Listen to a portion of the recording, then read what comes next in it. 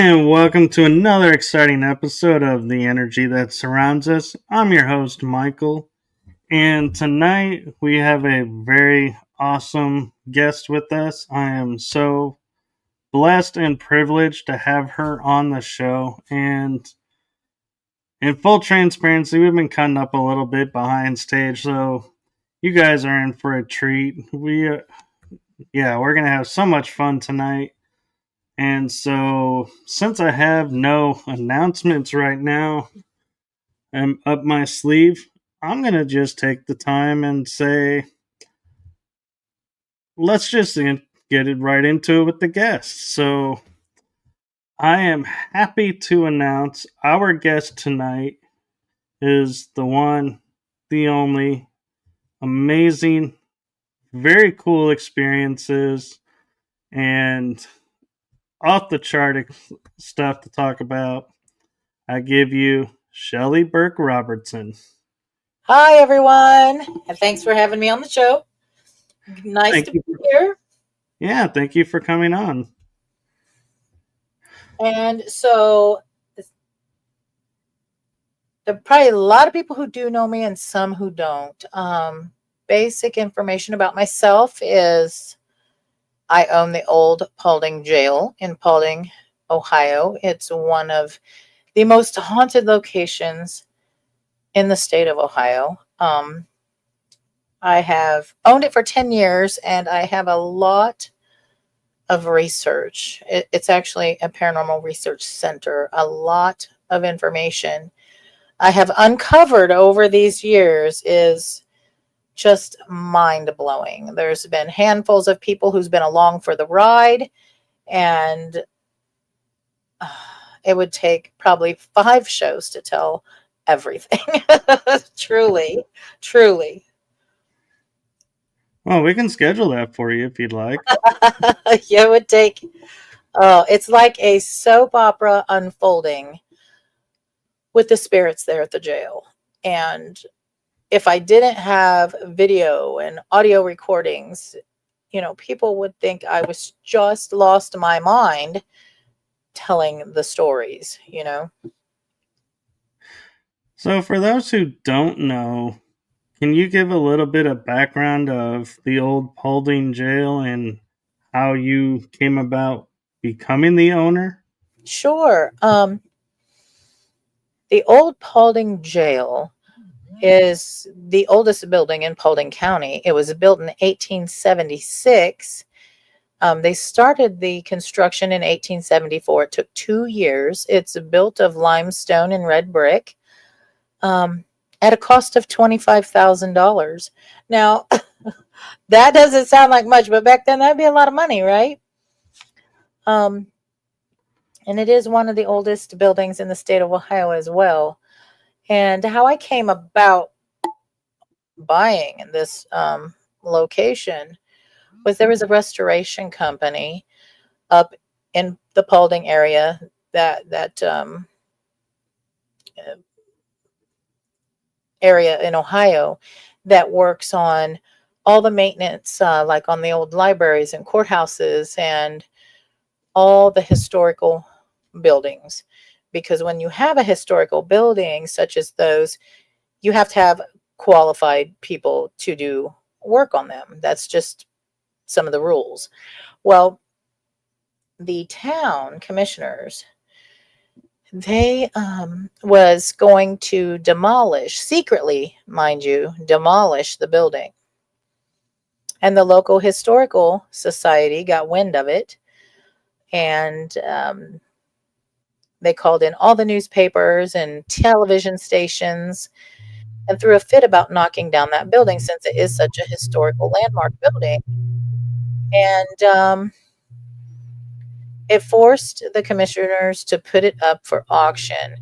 And so the restoration company bought the building and saved it from demolition. Now, they owned it for a couple of years, and when their work dried up in the area, they went back to Florida because that's where they were from, Florida. They found it hard to maintain and work on any restorations. So I got wind that they were looking to sell it, and contacted them. They had somebody let me in, show me the place, and I purchased it from them in 2015.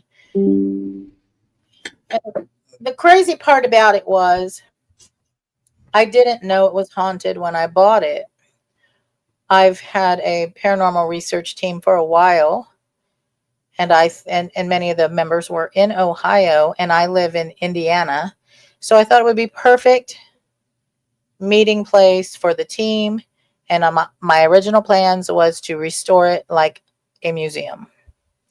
However, first day in, plans changed.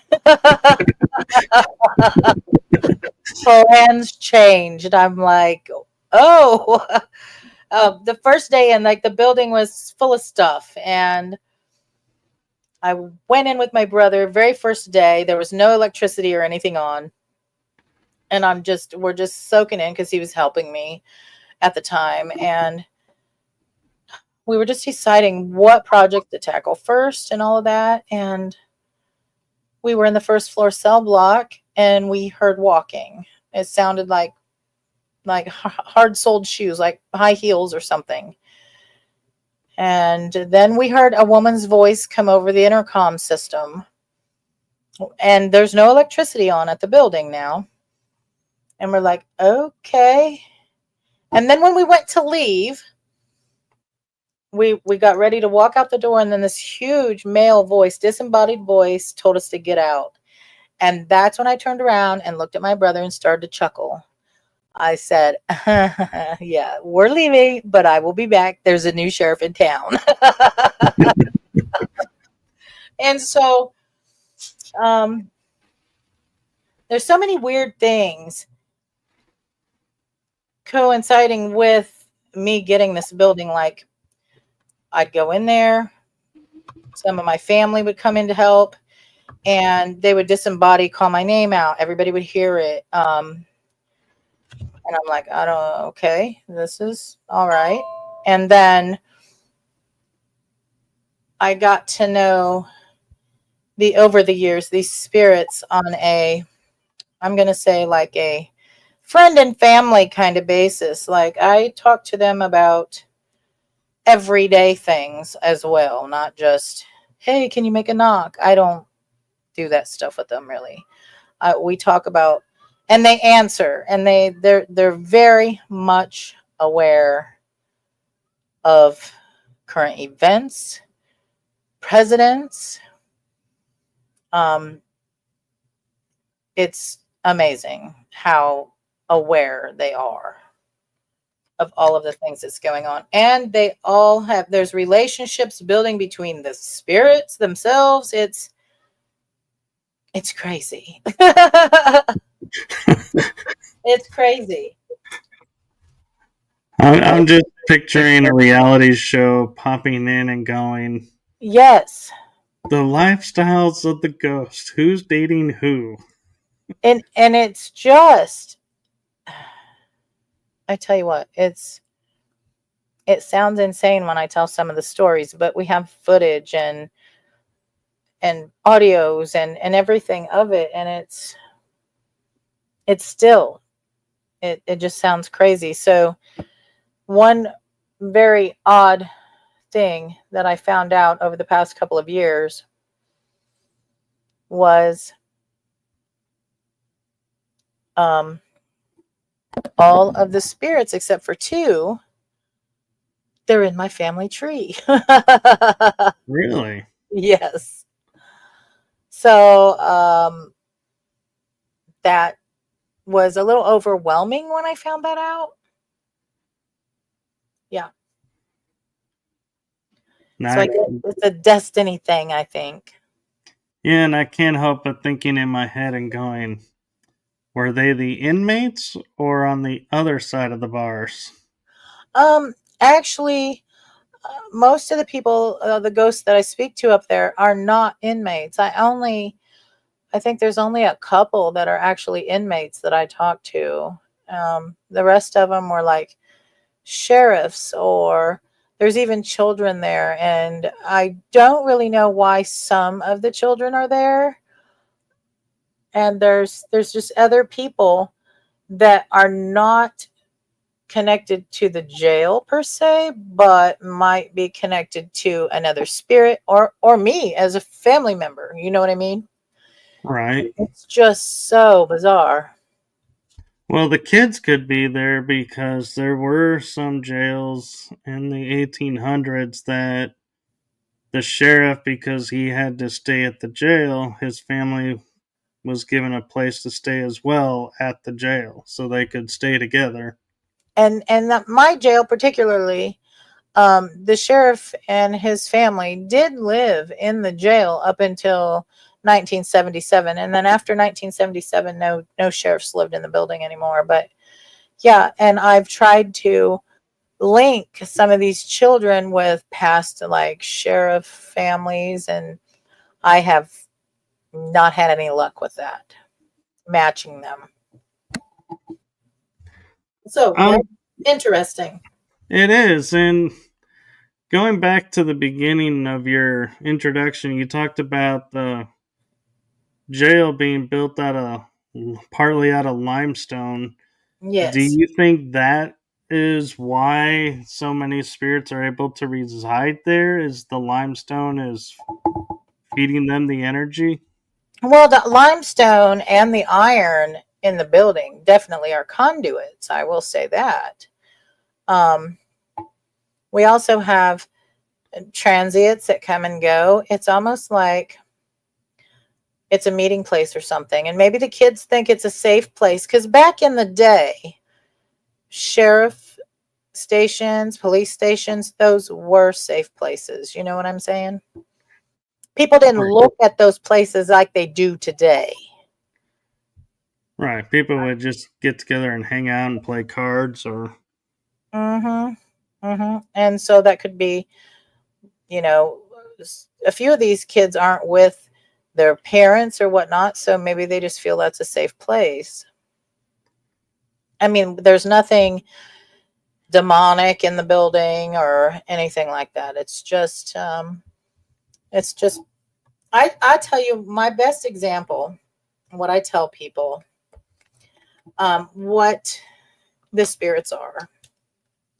They are people without their bodies. That's what I've come to find. They're just like you and me. They just don't have their physical bodies.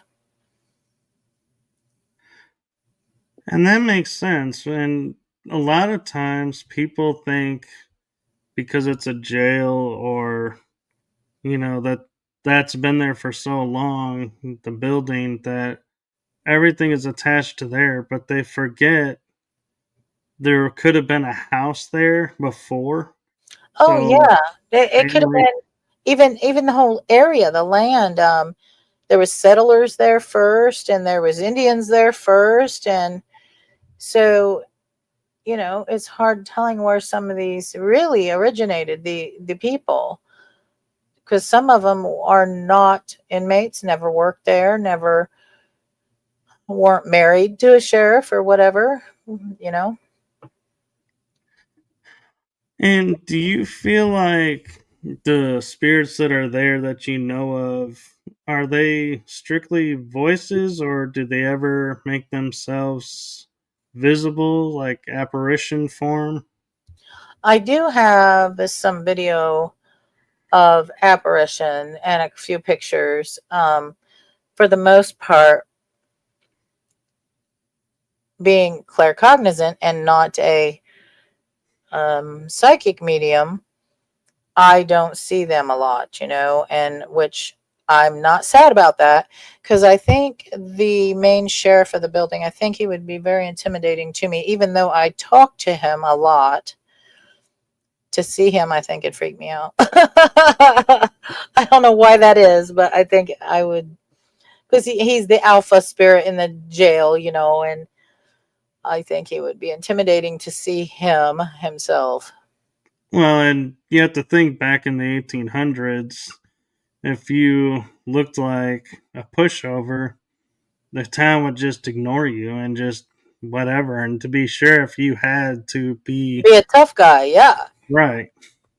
And he very well makes himself known. He disembodied voice talks all the time. Like, he'll say stuff, and he doesn't just do it to me. He's done it to many people. Standing right next to you, say something out loud, and it'll startle the crap out of me, and I'll chuckle. I'm like, ha, you got me again. You know, nice, thank you. Yeah, it's pretty funny you go there because I was about to say, do the spirits that are there because they know you and are comfortable with you, do they play pranks on you? The sheriff, he does that here and there, but we have another spirit. This lady, her name is Ruby, and she's an older woman, and I have good conversations with her, but every once in a while she will get a little snarky with me and a little snappy. And I'm like, okay, all right. Maybe you don't feel like talking too much today. I don't know. You know, she'll get short with me sometimes. And a question I have that I'm thinking of, like, for people, because anyone who goes to the jail and investigates there, do you get more reports of people having activity when you're around, or is it less when you're around, or pretty much it's even keeled? It can go either way.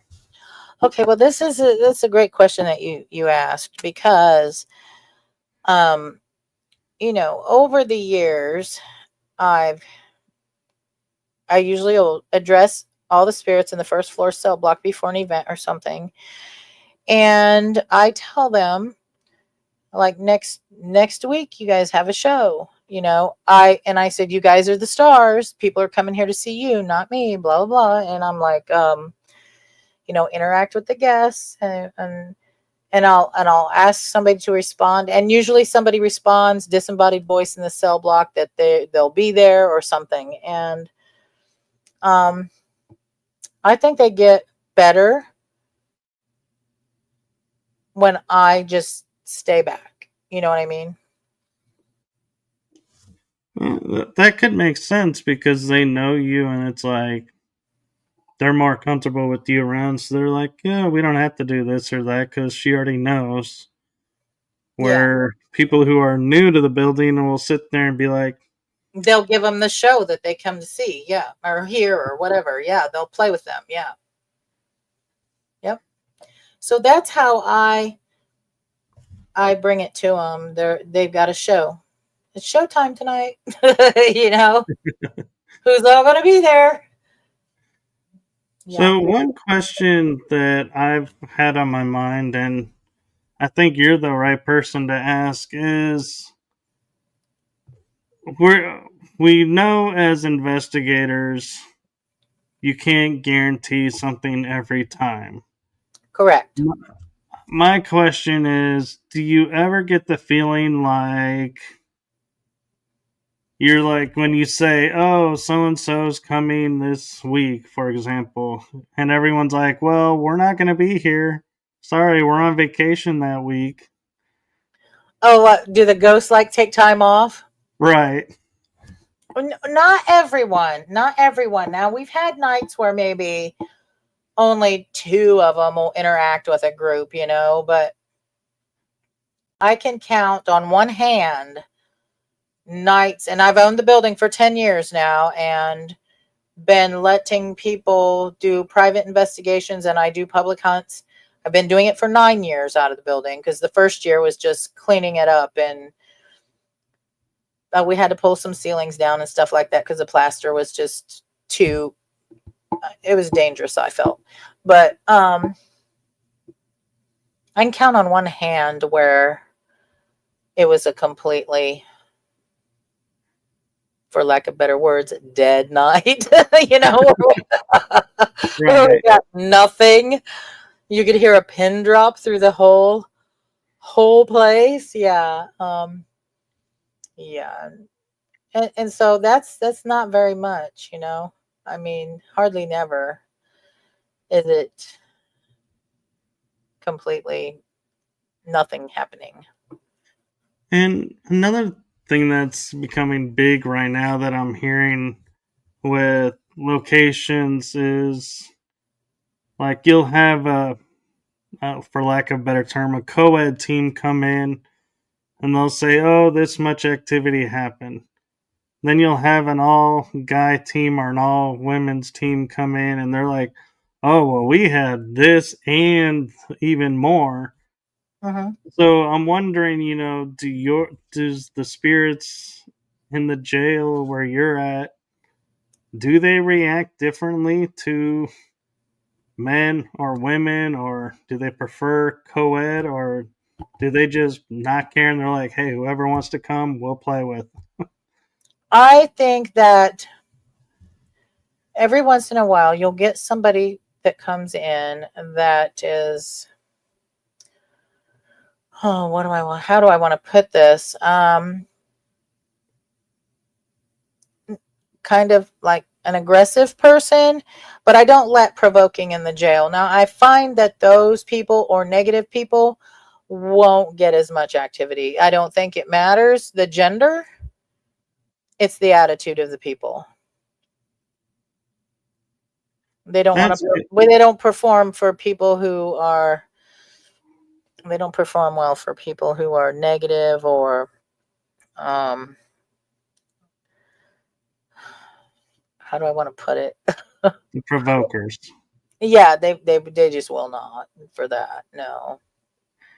That's interesting, and I like that because I always had a theory of when I would walk into a building, I could sense that the spirits there are like, yeah, this person's here for their quote 15 seconds of fame, is what I will put it as. And these people genuinely want to hear our story. And these people, I don't know why they're here. They're just, I guess, along for the ride. And let's Yeah. have fun with them. Yeah, and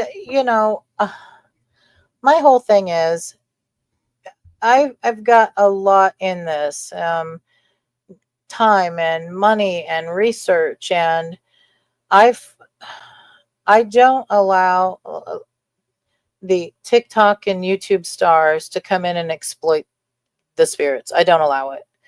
So if you come on an investigation at the jail, you can go live a couple of times, 5 minutes clips, and that's it.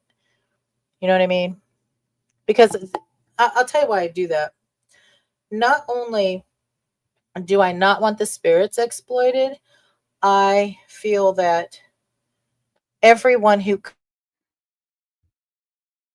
comes, I want them to have their own organic experience. Because if you've got somebody, and they could be putting stuff in their videos that's not even real, it's fake stuff, even. You get people's expectation built up so much, and then they come and they get nothing. Do you know what I'm saying? Right. They hype it up And and so people gets disappointed. So I don't want that. I want everybody to have their own experience, whatever it might be. You know what I mean? I agree and I appreciate that. And I And want I only even have a couple of videos out, and I have lots of footage. I just, and obviously I've got cameras inside, outside. I watch them from home. I'm there a lot, so I should have a lot of footage. So if I just put out all of this, people would think, "Oh my gosh," and go there because they think that they're going to get activity off the hook, which maybe through these 5 videos, it might have took me 6 months to get that visuals. Do you know what I'm saying?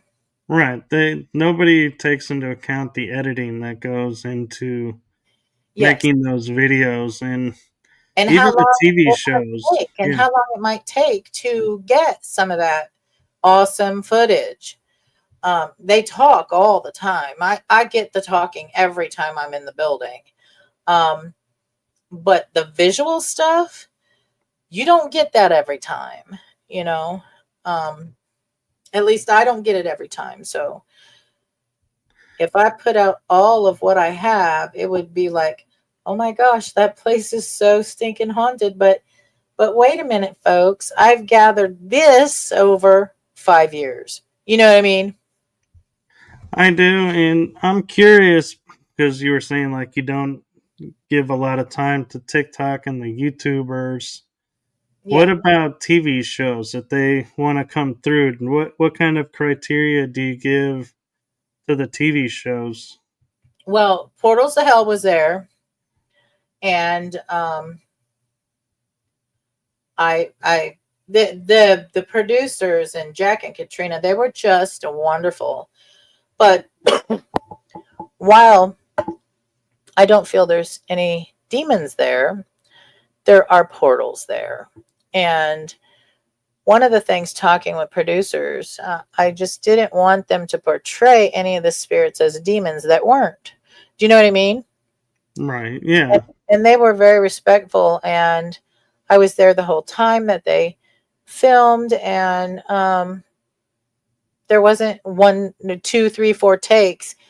It happened as you saw it on the show. You know what I'm saying? Anything That's that happened for them happened. That's how it happened. They didn't like, and they were at the building for a whole week to get what they got on the show too.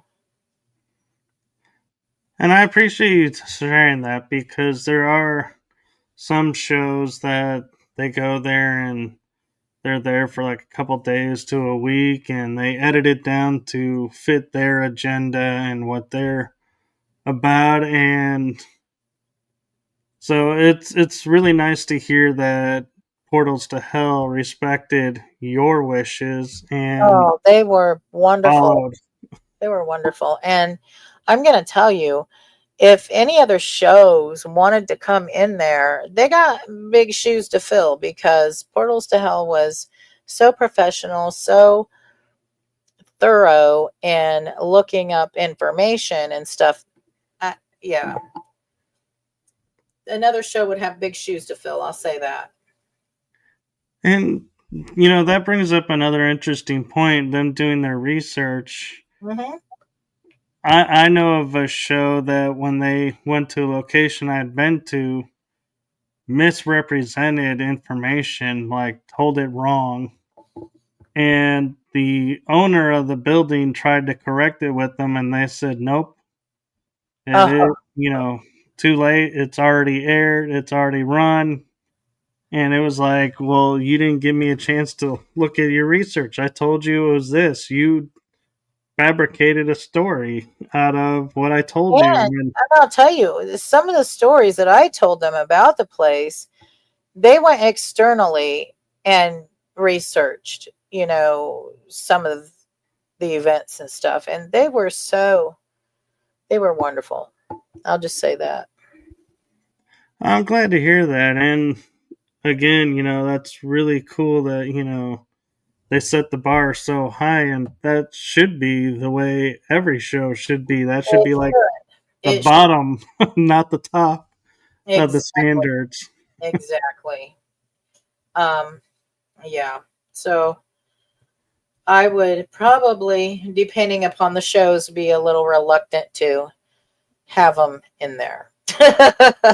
To be honest, I am so protective over that place and the spirits. It's not about money or anything for me. It's some of my life work, and those spirits are literally family and like friends, and you protect those, you know what I mean? Right. Exactly. I mean, if I had a haunted location where I had ancestors living there, so to speak, and talking and sharing their experiences, I wouldn't want someone to come in and go, oh, and make up this story and hype it up so everybody wants to come in and flood the space under false pretenses. I'm like, this is my family. You crossed a line there, in my opinion, when Right. you mess with my family. Right, I'm not about any of it. So I mean, it sounds like I'm a gatekeeper in a way, or a I am a nagging Nelly. But I'm just tell you what, if those who own properties, who invest time and research in them, will know exactly where I'm coming from, I think. Well, and sad thing is, there are teams out there. I've heard of them. I haven't collaborated with any of them, or not at least not knowingly. Who, for example, would go to like the old Paulding Jail and like chip away something somewhere and say, "Oh look, we got a souvenir from where we went." And I'm like, "Why? Why would you damage the place that you're Oh, at well, or something like that?" here's another thing. For anybody that wants to come in and investigate, I welcome anybody, because sometimes the spirits share more with new people. Like like it took me 5 years to get the name of Ruby's name. She would talk to me all the time, and I'd ask her for her name so I could address her properly. And every time I asked her that, she'd be done talking to me for the day. She just didn't want to tell me her name. But a private team come in, got her name. And the sheriff has verified, and she will answer me when I call her by name now. It's just sometimes other teams can get some of the information that I have not been able to get. So I like them to come in, but they have to be respectful. You know what I mean? Right. And I know one location in Yorktown, Texas, the Yorktown Memorial Hospital. It's a famous location, and the caretakers have a wall downstairs where they're like, write your name down, and you can put the date of when you were there. And so it's like you go there and you can see all the names of the people who have been in this building. And Uh-huh. like I signed my name probably two or three out of the five times I've been there. And I mean, it's really nice to see that, but at the same time, it's like I like the fact that it's on the lowest level on a normal wall. So it's like I don't feel like I'm damaging anything. I have got a big eraser board that's in the Sally Bay that the sheriffs used themselves. It's great big, and that's what I let people sign this big whiteboard that's out there. That way they can feel like they've, left their mark without leaving a mark somewhere in the building. You know what I mean? Exactly. And there is one, I know of one or two teams, I don't remember how many, and there's probably more, but they have got these rubber duckies that they put like their logo on, Uh huh. and they'll leave them at a location and like nowhere specific, but and they're like, they'll tell people, hey, we hid something here. Go see if you can find it and let us know if you found it. And to me, that's not a big deal. They're not doing anything to harm the location. Oh no. And there's people that bring stuff. We got a little ghost girl, and she's got her own special room on the third floor. And her name is Audrey.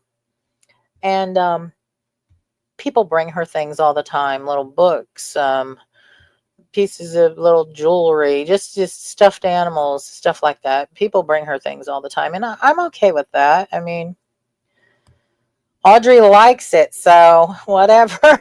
She likes all the gifts. Well, what kid doesn't like gifts? Right, right. So I know what you're saying. So people bring stuff and leave for her all the time.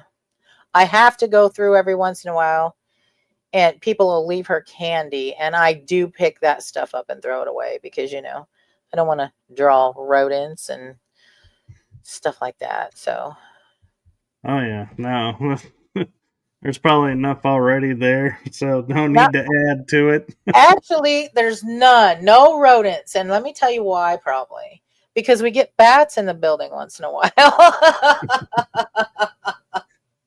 so, so yeah, I've never had a mouse or any bugs or anything like that, but I do have bats now and again.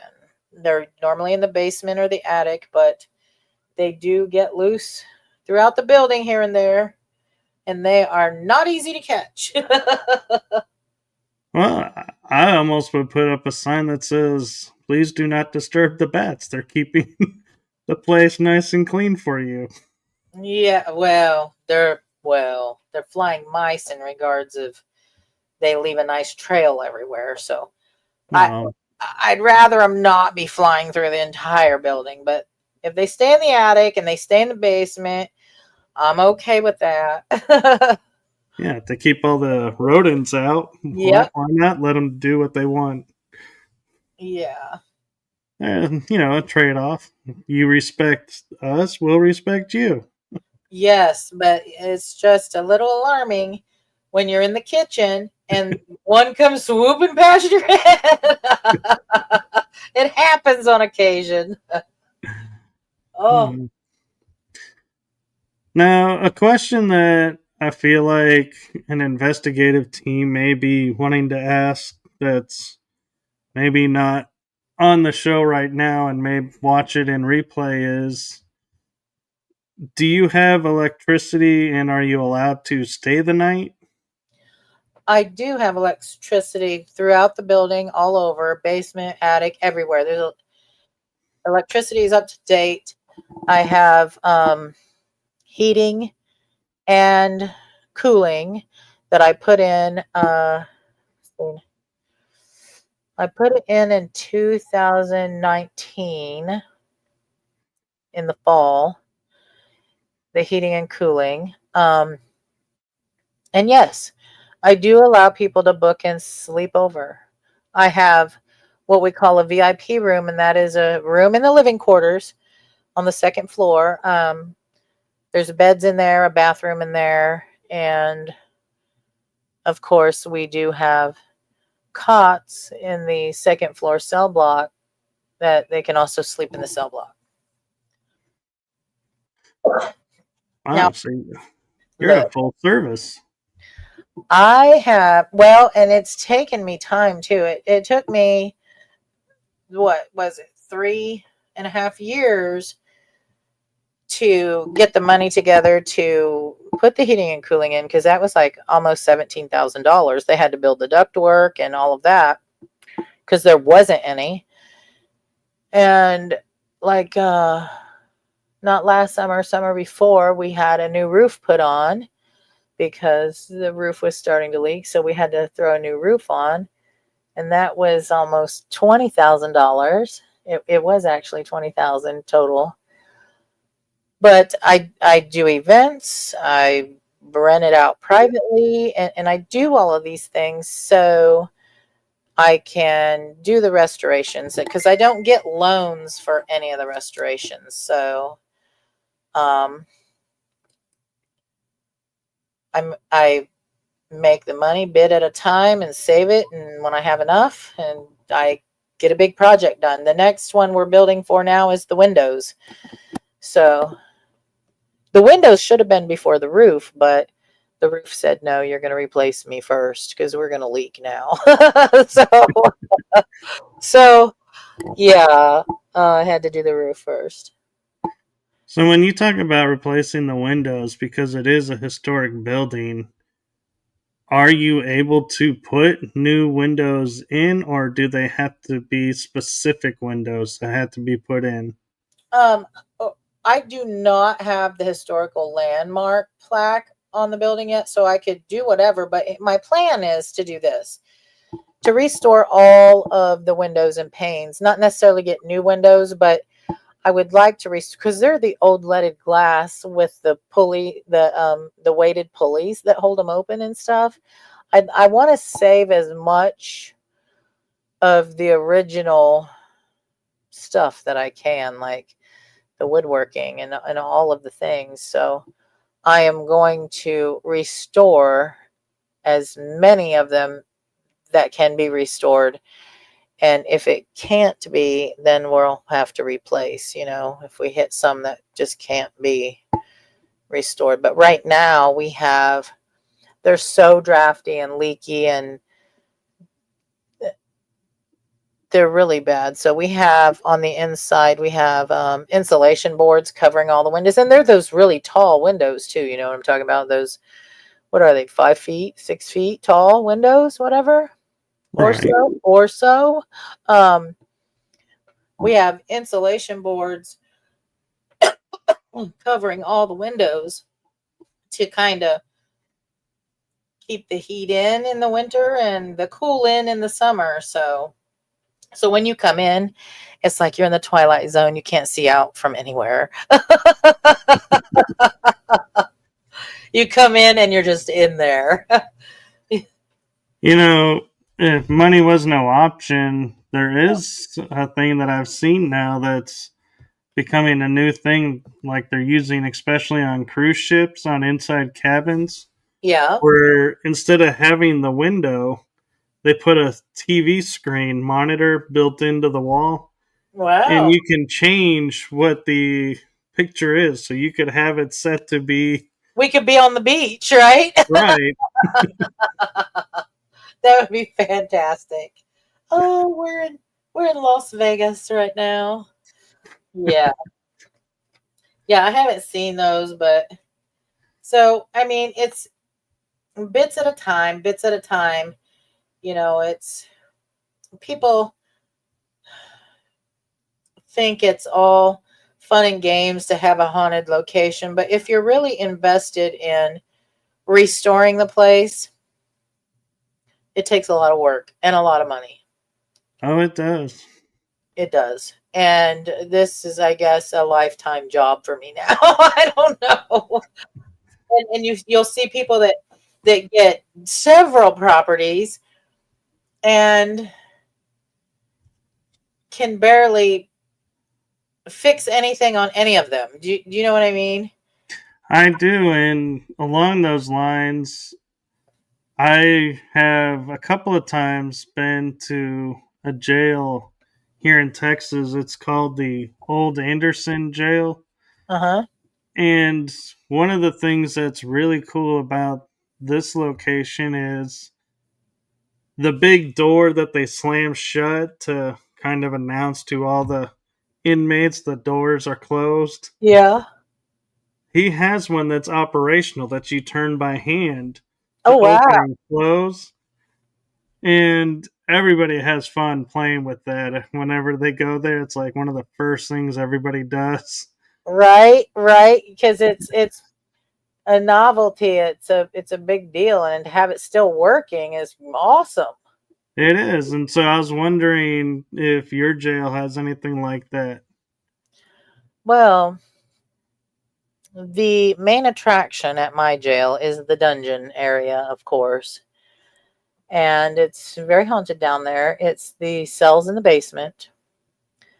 And way back in the day, there's so much about those basement cells. I mean, the restoration company, the entrance to the catwalks and stuff was bricked over, and each cell was bricked closed. And when the restoration company had bought the jail, they saw on the blueprint that that's a false wall and all those cells were bricked over. So they opened up the catwalks and they opened up a couple of cells. And one of the cells that they opened up had evidence in it from a 1960 cold case, murder case of a 15-year-old girl in town that's never been solved. And we're like, okay, so why was that all bricked in? You know? Right. I mean, but it's very haunted down there, and there's several spirits that talk down there. And that is a main attraction. Everybody wants to go into the dungeons and do, sessions in there and Estes in there and all kinds of things in those cells down there. And they get a lot of evidence too, so and no wonder. But I would say that is the main attraction. So, along the lines of that, I'm wondering, is there anything that while you were cleaning up that you were like, what is this? Where did this come from? And be Uh, looking at it, and then someone says, oh, that's from this decade, and that would have belonged to so and so. well, it's funny that you ask that question too, because when I first got the jail, I talked to the local sheriff and I said, hey, if I find anything in here, do you want it? Can I use it? Can I put it on display? Because eventually parts of the jail will be like museum like the front room, which was a sheriff office at one time and then turned into a deputy squad room. That's going to be dedicated to all the sheriffs that ever worked in the building and some of their biggest cases. And I said, if I find anything, and they're like, no, if you find anything, we've been through there 1,000 times, it's yours. So I came across a ledger book.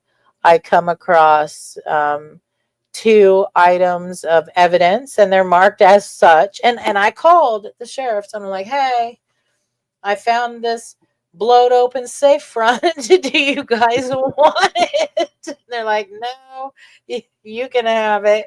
And I'm like, okay, cool. And it's got the evidence labeling and stuff on it. It's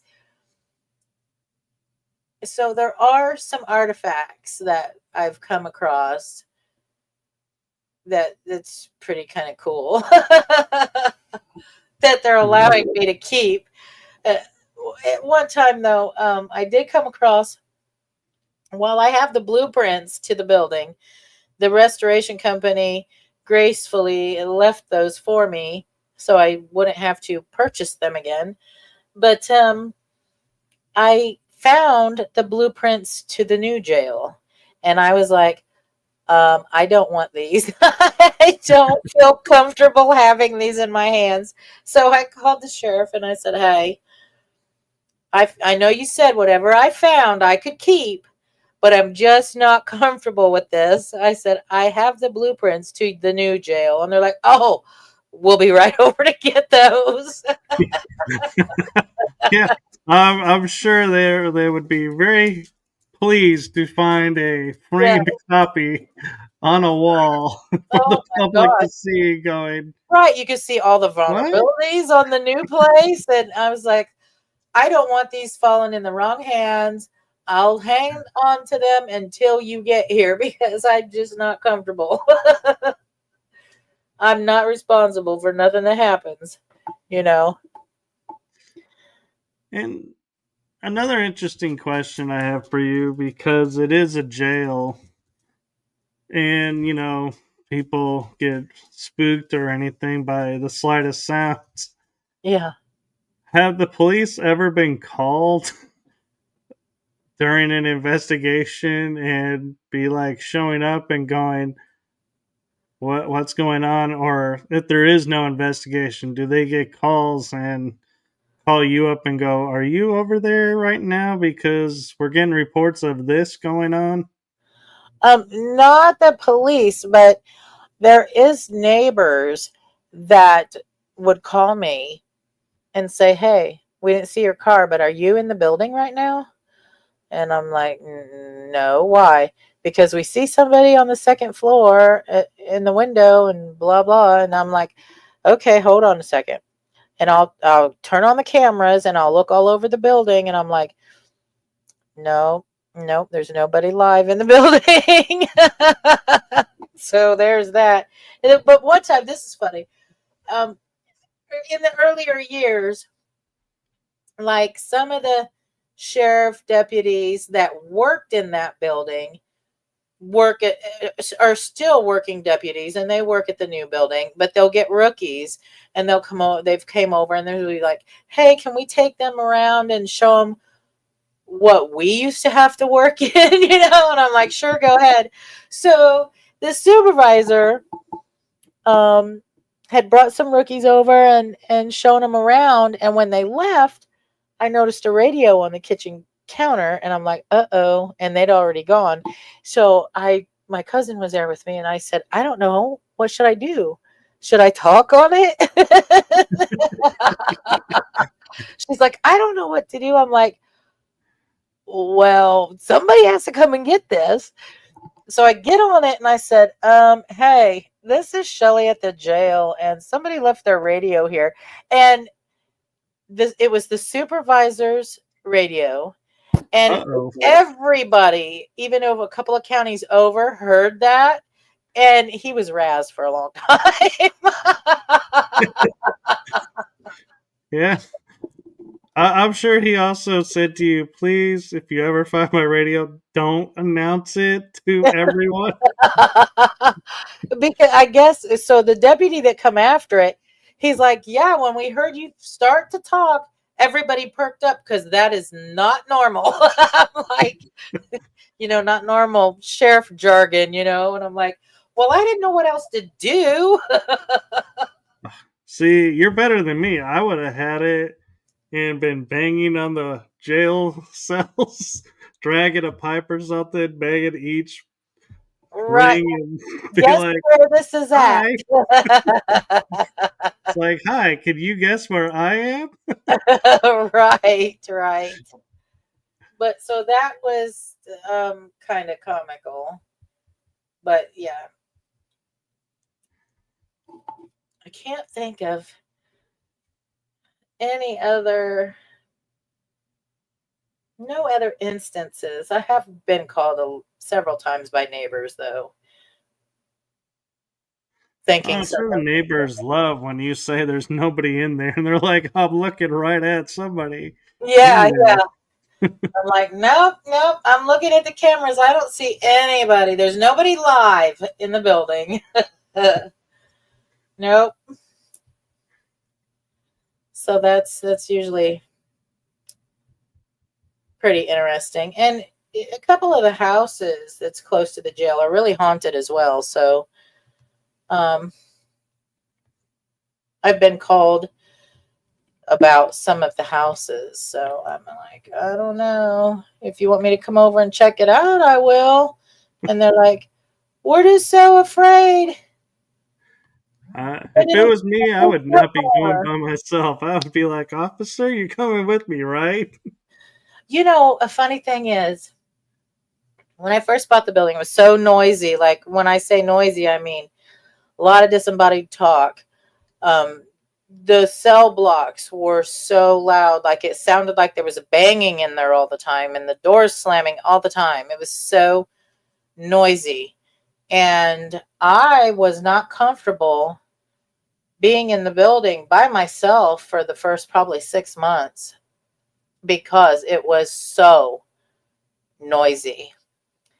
And then it took probably, I owned it for 1 year before I ever spent the night there by myself because it's so noisy. It was so noisy. Now, I've owned it for 10 years and people spend the night, and I'm like, yeah, there's cots in the second floor cell block. You can take your pick which one you want to sleep, which cell you want to sleep in. But let me tell you, on the second token, I would never sleep in those cell blocks, and I've owned the building for 10 years. That is comical, don't you think? It is. And you talk about having cameras on the inside and outside. Do Yes. you have a viewing area inside the jail as well where people, if they're like a team of, say, 6 or 7, somebody can sit in an area, watch the screens, and tell everybody, hey, there's somebody or No, something going on no, over here? no. The monitors are only in my office, so um, I don't. My office and my sleeping room is not accessible. Now, like if I see something, because I'm there all night, because I live 3 hours from the jail. So when a private comes in, I don't let them in and then go home and then come back and make sure things is locked up. That doesn't make sense to me. So I'm there the whole night, but I'm in the office. And if I see something, I will let them know, hey, you know, and I will let team members come in and look at what I'm seeing. You know what I'm saying? So that's really cool. And do you record and keep it for a while? So if Oh, somebody, yeah. If somebody says, hey, can we get a copy of what just happened? I'm like, sure, sure. I don't have a problem with that at all. that's really cool. And I was also thinking, like, if it's like 3 a.m. and they're like, we're hearing something, but we're not picking it up on anything. I wonder if Shelly's picking up on it. And if you've gone to sleep, you can go back and relook at it and go, Yep, yep. oh, I can yeah, go here back. it is. And another thing too, when you're in the basement, a lot of times they'll be walking through the kitchen. You can hear the walking all over the floor. And I tell people, if you hear walking, just know I do not come out of the office while you're in session. That's, I just will never. And if you hear it and you want to roll cameras back so we can see if we could see anything that was walking, I'll be more than happy. We can check it out and see if we caught anything, you know? Um, yeah. Uh, so I'm kind of curious, and I know we're getting close to the hour, so I don't know if you have to go right away and because of the hour, or if you have a little bit of time to keep talking. Oh, I have a little bit of time. Okay.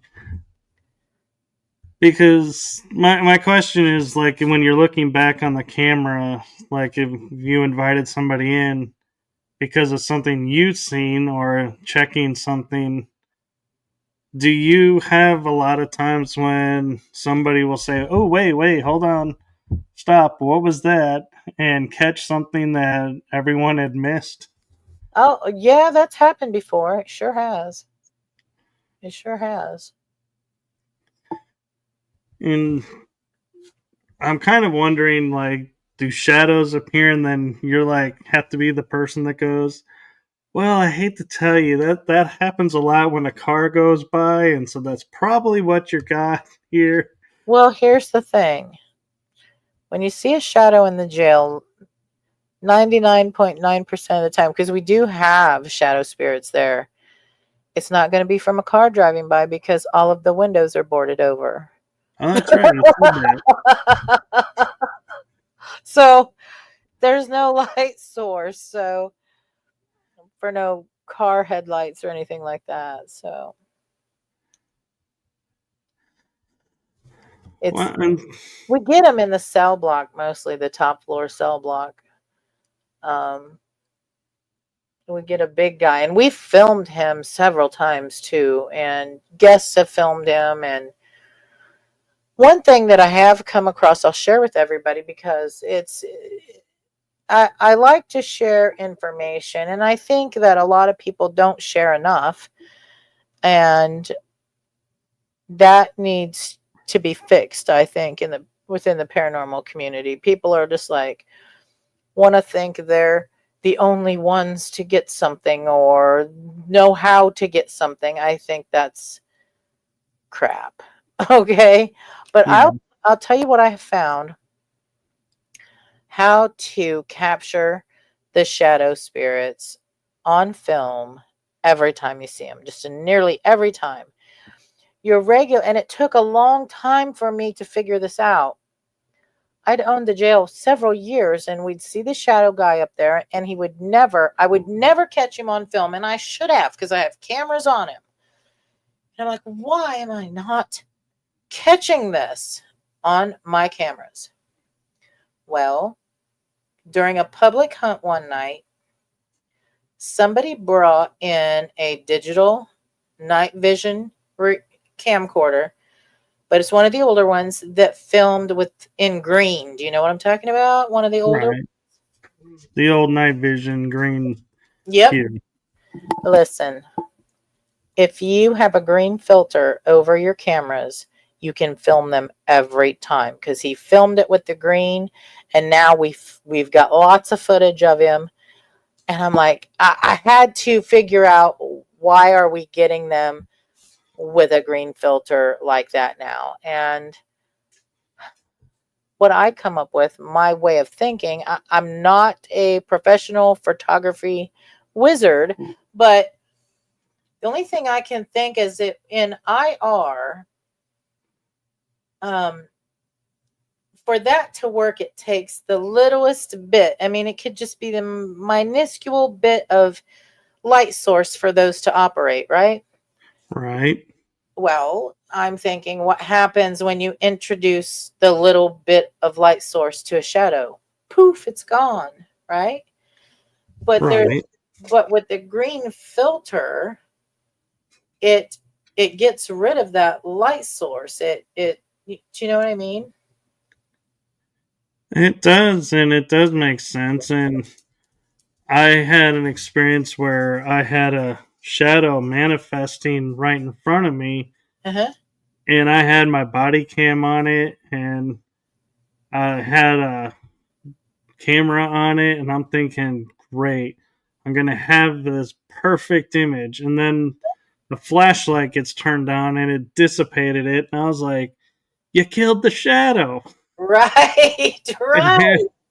They were like, "I'm sorry," and I'm like, "Well, at least I got it on body cam." Well, I didn't because of the IR, and a friend had to tell me, "Yeah, I hate to break it to you, but shadows won't appear on IR." And I'm like, "Why does everybody use IR now in paranormal investigating if it doesn't capture anything?"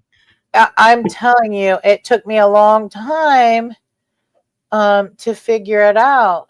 And I'll have a shout out. Pam Harris says hello, Michael, in chat. So shout out to Pam Harris. um, but it did take me a long time, and now I'll tell you another really fascinating thing. And this was found by accident too. Red lights, red flashlights. Oh my gosh. And I'll tell you about the blue lights, and I'll tell you about green lights, and I'll tell you about the red lights, which is, everybody will need a red flashlight, and I'm going to tell you why.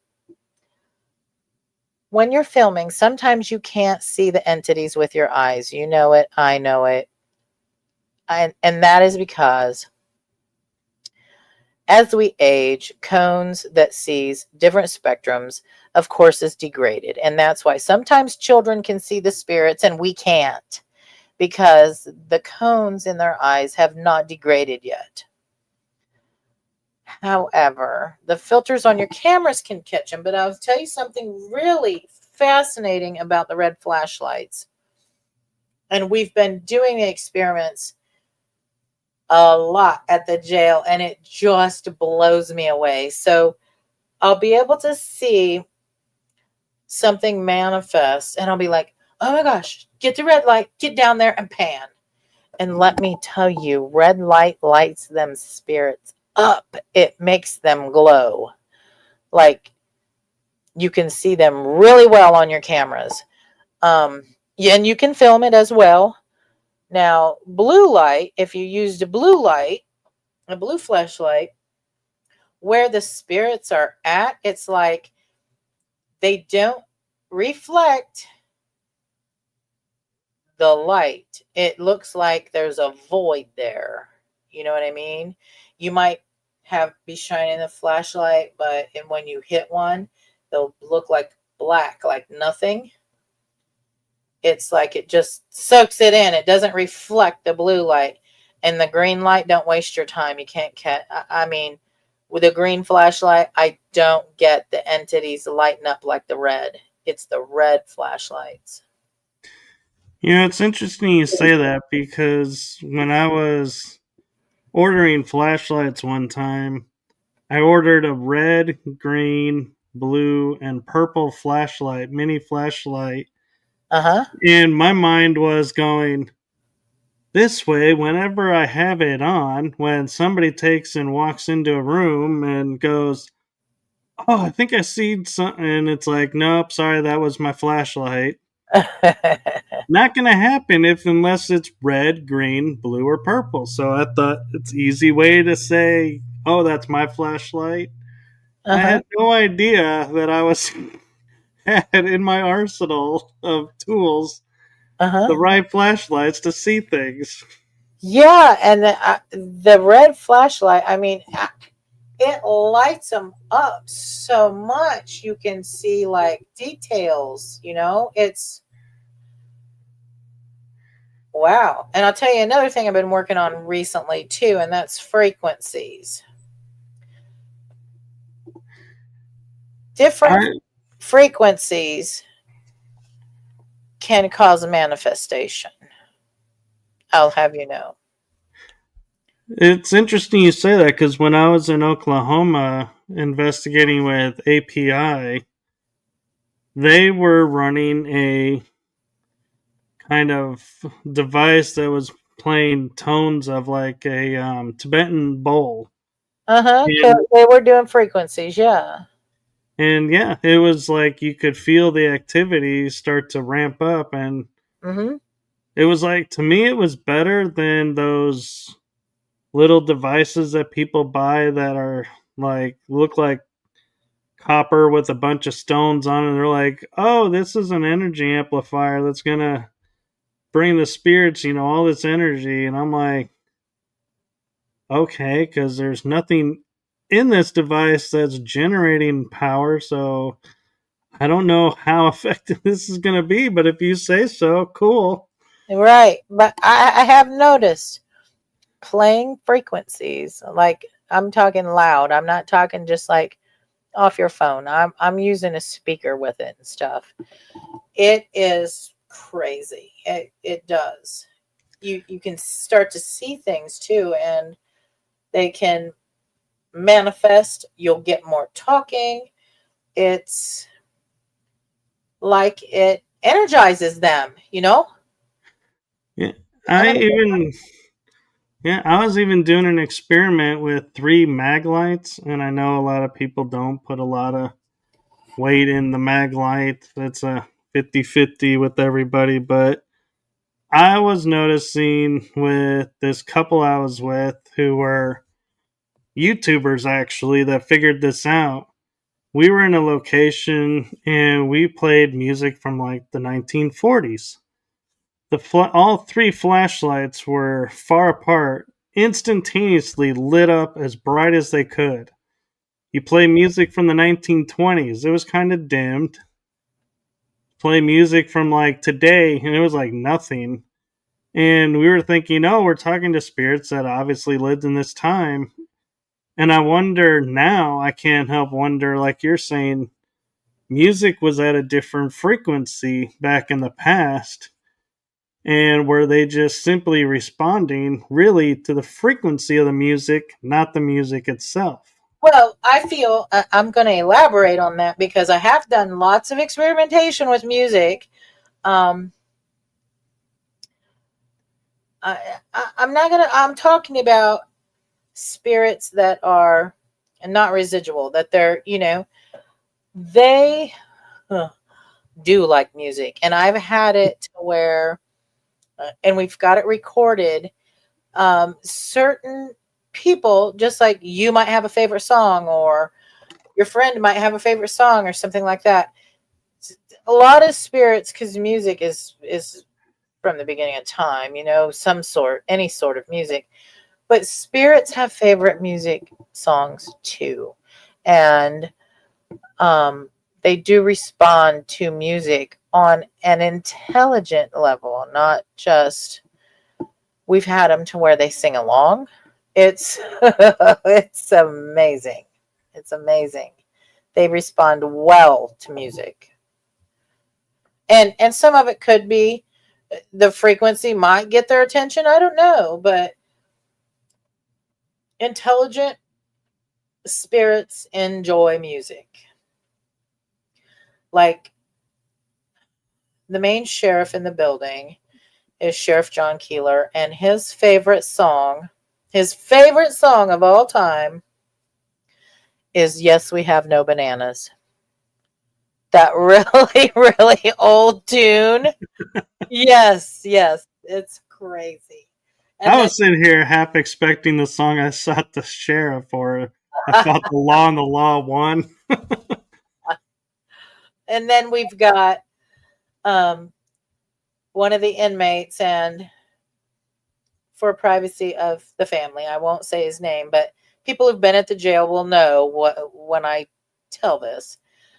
Um, his favorite song was Teddy Bear by Elvis, and he sang along with that before too. So it's just music is miraculous tool. It is. It's more like a universal language than Yes, anything else that we have. I feel so. It's a really good tool to use, music. Yeah. So yes, we play music, and there's music that they don't like. I have this is funny. I have like stereo systems and stuff up there too. Like I said, it's a research center, and I have been at it for 10 years in this building. So I do have a group that I like a lot, and I listen to, not so much these days, but I would listen to a lot when I'm cleaning or something, because I clean the building as well. So when you come there, it's for an old building, it's pretty clean. But SWV, and some of you'll know who that group is, some of you may not. They hate that. They smashed a whole system and speakers over that CD because they would turn it off. They would do all kinds of things, and I would still play it. And then, so one day, they smashed the whole unit. And I'm like, oh. I was like, oh my gosh, what do I do? Wow. I Wow. guess it's not a light hatred of the music, it's an intense hatred of the music. Yeah, they did not like that singing group at all. Not at all.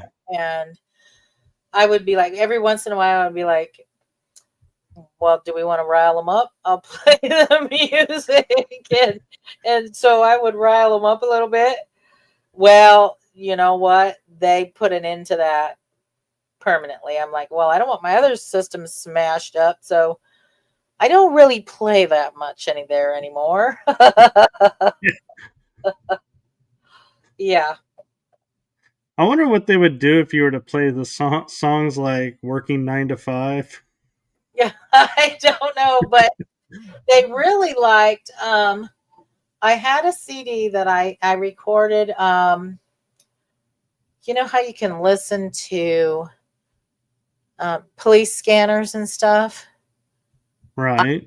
Well, I recorded some of that and put on a CD, and I played it up there. And oh my gosh, that got lots of activity. Yeah. Oh, I bet you probably freaked out the two inmate spirits. And the sheriffs were probably sitting there going, man, so much for vacation. We're back to work now. Right, right. So it's, geez. So Ruby upstairs, she has a boyfriend. His name is Jeff. And she let us know, this was last year, so it's been a little bit longer now. This was last, probably summer, a year ago. They had been dating for 9 months. Yeah. And you'll hear them talking back and forth. Like, I have perfect recordings of them talking. It's unbelievable. Unbelievable. So would that technically count as courting, or I is that think so. I think so. And um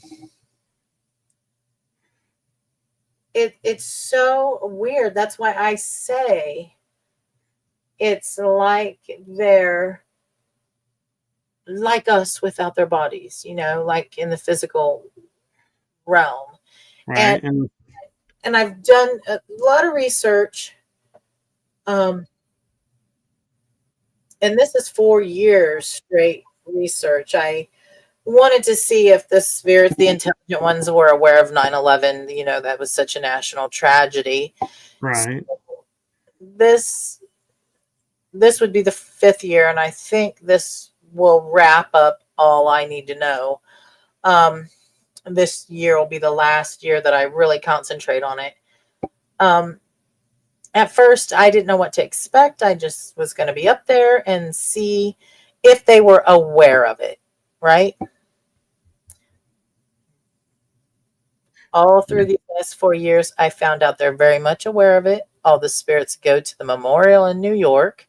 I found out that while these spirits there are in different time periods and they converse with each other at the building, but when they leave to go to the memorial, they all are traveling in the way they would travel in their time period. Like they are, when they leave that building, they're all in their time periods. Do you understand what I'm saying? Right. So, like, some will be in horse-drawn carriage, some may be horseback, Yes. Model T car.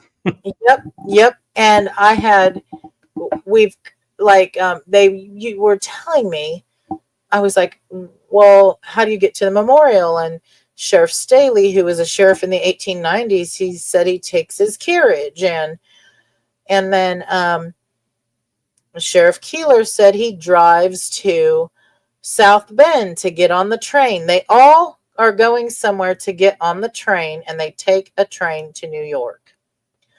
So I asked them what time, each year I'd have more questions because you only have a big enough window. Do you understand what I'm saying? Right.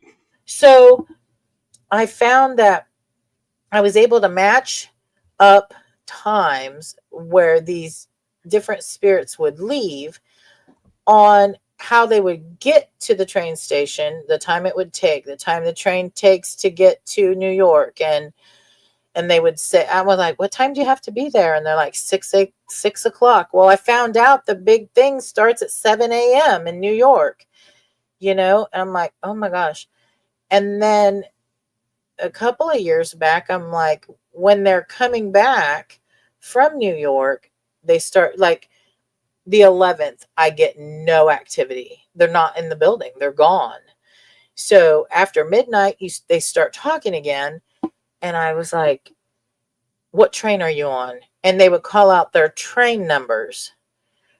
And I was able to match Sheriff Staley's. I found an old ticket that would have went to New York in his time period. And it was completely like how he said. And the funny thing of it was, I said, well, where did you guys get on the train at? And they said, the train in Paulding. And I'm like, well, Paulding County used to have a train station. It doesn't anymore. So last year, I found where the train station used to be. It's outside of town. And I took a Huff Portal box with me, which I don't run apps on it or anything. I took it with me. And I was like, okay, so I get to this train. And I didn't even know if a train even runs on the track anymore. That there's marking in the grass and stuff where the platform used to be and stuff. So I set up equipment in where it looked like the platform used to be. And the evidence that I got that day just about blew me away. So I'm there. He said he gets on the train. He said he gets on the train at 10 o'clock. We get there before 10, like 15 minutes till. I set my stuff up. There's nothing happening. And wouldn't you know, I hear a voice come across the portal and say, there's the train. We look down and the train is way off, but it's coming down the tracks. And then another voice says, lights up.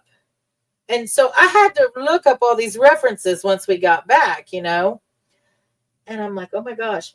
And then when the train is so close, we hear more talking. They said the tickets are $7. Because I'm like, can I get a ticket? How much is a ticket? Somebody said $7. And then I said, where do I get a ticket? Back there at the counter. And I'm like, oh my gosh. And when the train was in front of the platform, a male voice says, "I'm going to miss you." And I'm like, oh my gosh. But let me tell you, the moment that the train got past us, then the evidence was over. It was like that train, iron rails, they're going to cause vibration, kinetic energy on the trains. Let me tell you, that just lit that old area up where the train platform was, where people would get on the train at. So I was like, I had a gal with me, Lori Dorsey, and I'm like, we get back and we're listening back to all this stuff that we heard and we just couldn't believe it. And I'm like, you know what I need to do? I need to go again because this was just too much. I need to make sure, is this residual or was this intelligent, right? I've got to go back. So we go back. And a train's coming in the other way this time. It's like coming into town instead of going out of town. And same thing, a lot of talking. They said Sheriff Staley was there.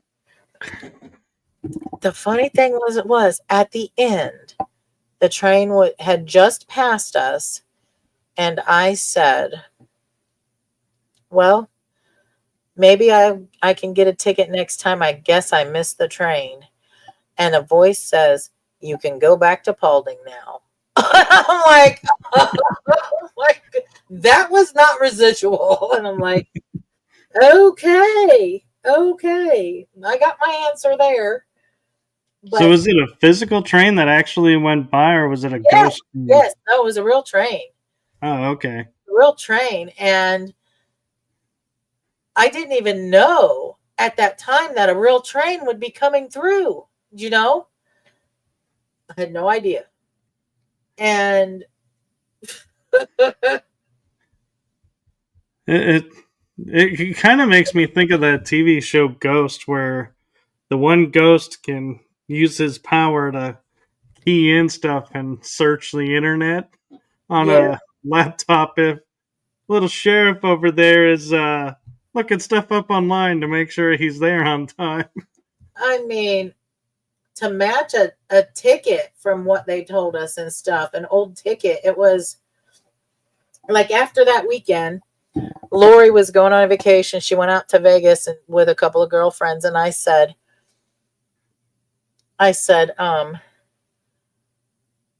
Lori, I know you're on vacation, but you have to see this. And I sent her a photograph of the ticket, and she's like, oh my God. I'm like, it's exact time and train number and all of that, I can't make this stuff up. It just sounds like so hokey. But I have receipts for everything. I do. Oh no, I totally believe, and I'm just like, wow. And I'm wishing we had more time to hear more of the stories and everything. Right? Like I said, it would take hours. It would take hours. I mean, maybe, and it's just because I've owned it so long and I've done so much work there. I mean, I'm there every week. So it's become part of my life. I'll just say that. It's just become a part of my life. Well, that's very cool. And like I said, I wish we had more time, but we're actually approaching an hour and a half now. Time flies when you're having fun, We are, and I feel bad that we have to end this because I'd love to keep talking and sharing, but I know you being in Ohio, it's late for you too, and it's a Tuesday night, so I don't want to eat up all of your night and then you're dead to the world, so to speak, tomorrow. Right. And we got people in chat saying it was a great show, so I want to personally thank all the people who were tuning in and listening tonight and sharing our experiences. Yes, thank you. And I do appreciate it. And I do hope we can get you back on to keep talking and sharing more about this and all that you do. And we didn't even get to cover all of the stuff you get to do. No, and there's more stuff to talk about, and we'll have to do it another time. Well, and with that being said, how can people find you if they have questions or want to book the Paulding Jail? Okay, I have a website. It's called 187pi.com. And you can also follow me on Facebook at just look up 187pi and you can follow me there.